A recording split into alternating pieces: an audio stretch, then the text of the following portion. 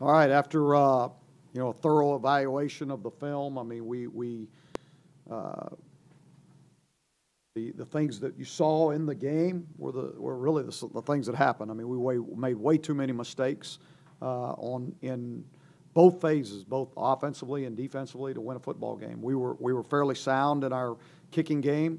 I was pleased with the way our guys performed and with our special teams. We did not create a game-changing play, but they were pretty sound. We played well enough in that phase to be successful. But in both the other phases, offensively and defensively, you turn the ball over 3 times on offense, it's hard to win a football game. We did create a couple of takeaways on defense, which resulted in points, which was good for us, but we gave up too many catastrophics to overcome them.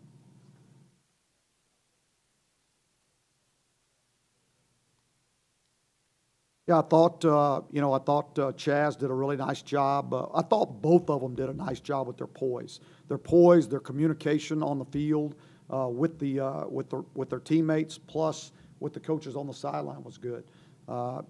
We had Brandon threw the 2 picks that we can't afford to do, and so he's got to get better in that area. And I thought Chaz made some good decisions with the ball and when he was running. We haven't decided that yet.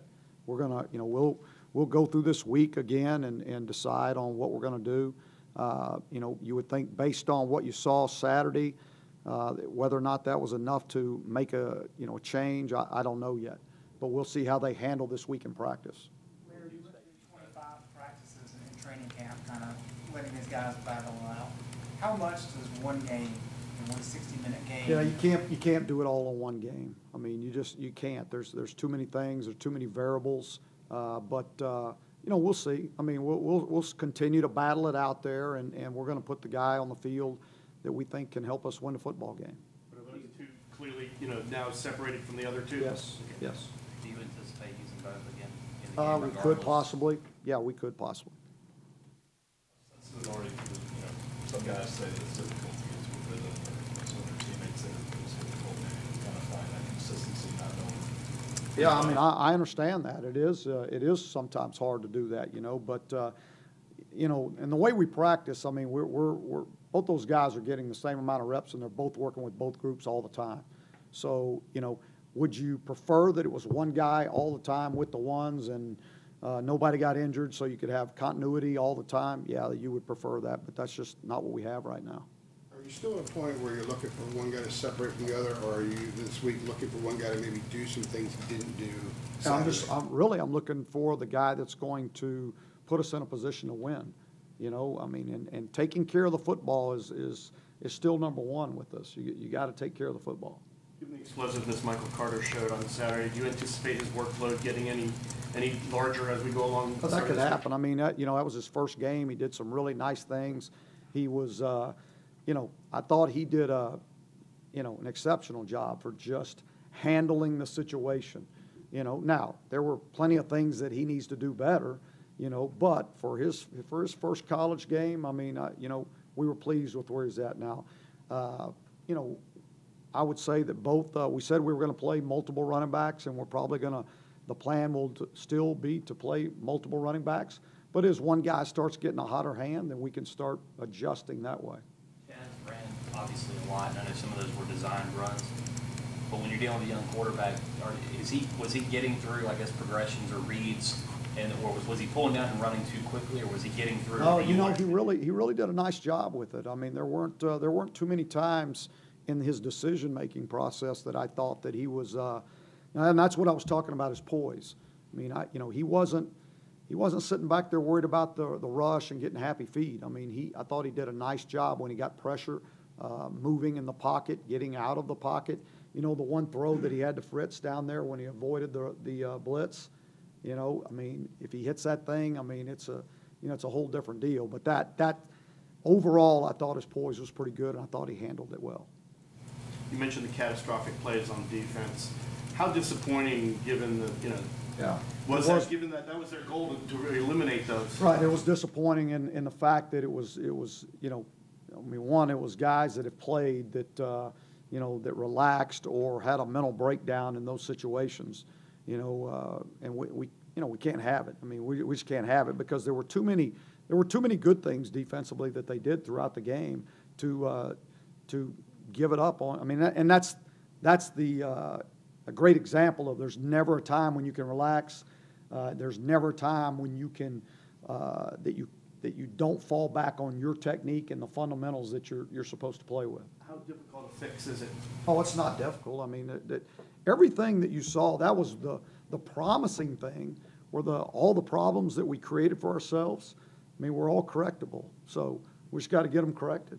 Some of those big plays that he was alluding to and some of the other chunks that they got, was that a product of not getting the kind of pressure on the quarterback that you guys wanted? Because when you did No, get that. actually, both the times that we had, we gave up big plays, we had pressure on the quarterback, and the quarterback was moving. On the one play, the touchdown after Jalen's, that was one time I think you guys got pressure on that. It looked like there was some crossing up in the secondary. What happened on that? Just a breakdown on guy broke underneath the route instead over the top of the route. Just a fundamental technique that we teach. What about on the 50-yard catch and run? It's a running back. Did somebody just come up and leave a man, or? We had a blitz on, and when the back came out, the blitzer supposed to pick him up, and he stopped to pick him up, and then he just froze and let him go. We had time to speak with Jalen about his no mistake. Yeah, we handle, first of all, we handle all of our personal fouls. I mean, that's something that we do extra on this team, and we talked about, how it affected our football team. Now, I'm going to go back and say, we can't, okay, that's adversity. We can't let that be the thing that kills our team. I mean, we got to overcome that. We don't want those things to happen. We don't want stupid penalties, and we're gonna work hard to avoid those things. Jalen knows. I mean, he understands the importance of it. He does. How do the offensive line right now? We're okay. Cam Dillard played really well for his first game with us. We had, I was pleased with some of the things that William Sweet did, in his first real game as a starter, and it was good to get Khalil out there, and I don't know that any of them played well enough to win, but they played sound. What are your points of emphasis with the backs, pass protection by the running backs? How'd they do? We still got to get better there. There's no doubt about that. What would you like to see differently from the offensive line or improvements from the offensive line based on what you saw Saturday? Just more consistency. We had I think we had 4 false starts. We got to get those. We got to get those ironed out. One of them, the defender jumped into the neutral zone, and so we'll take that one because we tell our guys when they jump into the neutral zone, we want them to pop, and the official just didn't see it that way. What are some of the bigger challenges to trying to defend Lamar Jackson? I mean, the guy is, he's the reigning Heisman Trophy winner. I mean, he was the best football player in college last year. So, I mean, the guy can, he can beat you with his arm and he can beat you with his legs. I mean, he's a phenomenal player. The scheme that they run with him takes advantage of all of his skill set. And, you're going to have to be really sound in your rush lanes. You are going to have to be under control because if you give him a lane, and people are covered, he's gonna beat you.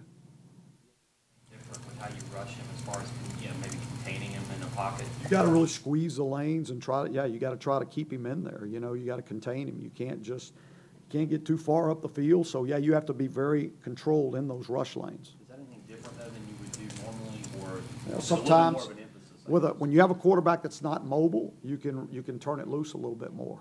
But when you got a guy that can break your back with his legs, I mean, you have to be much more controlled. You got to constrict the lanes. Coach, you're expecting Jordan Brown to lead the team with 9 catches on Saturday? Was I expecting it?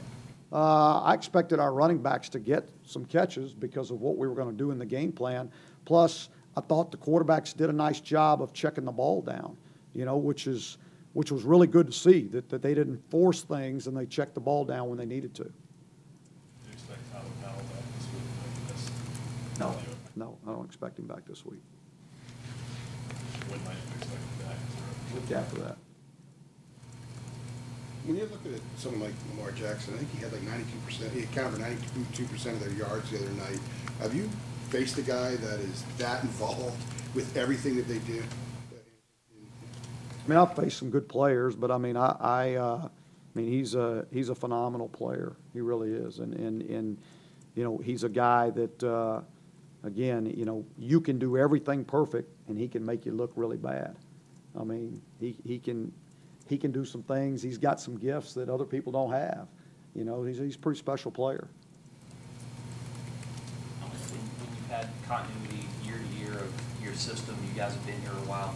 It's one thing when you have a veteran team that already knows it, but does it help, I guess, that continuity when you're dealing with young guys and inexperienced, like, I don't know, some type of structure around them that may help them succeed when they're inexperienced like they are? I think so. I think just having an established culture and the way we do things, you know, I think that gives them some, you know, relief, or it gives them some confidence in that, you know, knowing there are things that they know the way they're going to be in the program.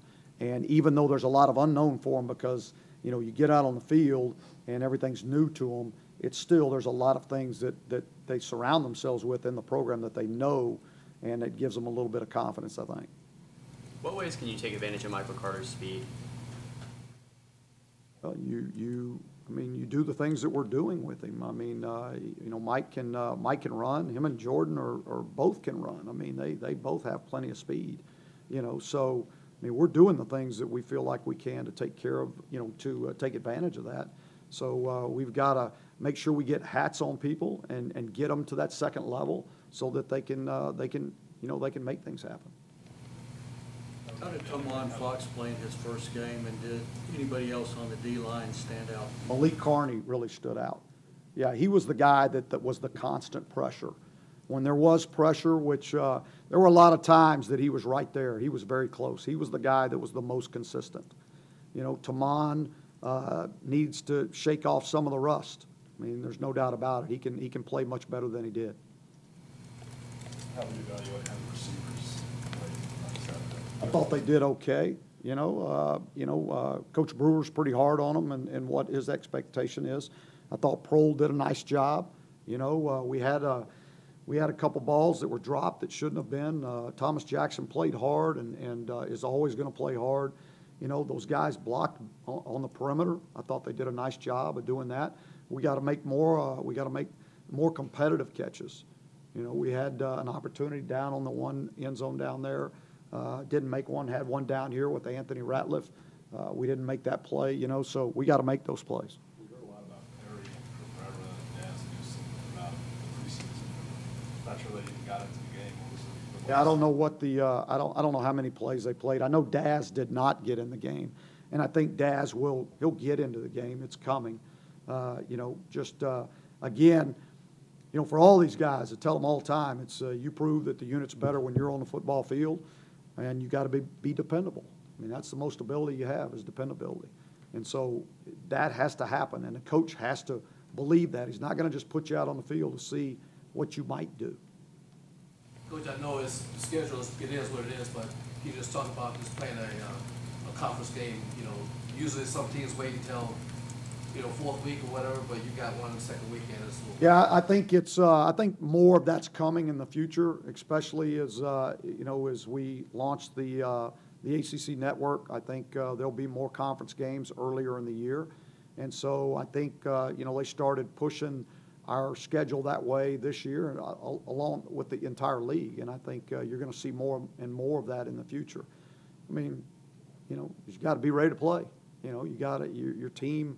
You don't have those preseason games or those games that you get to you know, figure a lot of things out. You got to be more like midseason form earlier in the year.